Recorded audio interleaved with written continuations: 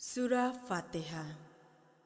শুরু করিলাম লয়ে নাম আল্লাহর, করুণা ও দয়া যার অশেষ অপার।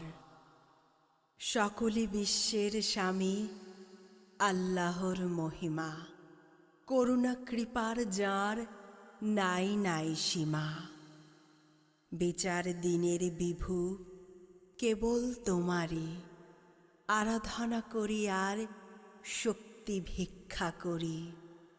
সরল সহজ পথে মোদেরে চালাও, যাদেরে বিলাও দয়া সে পথ দেখাও।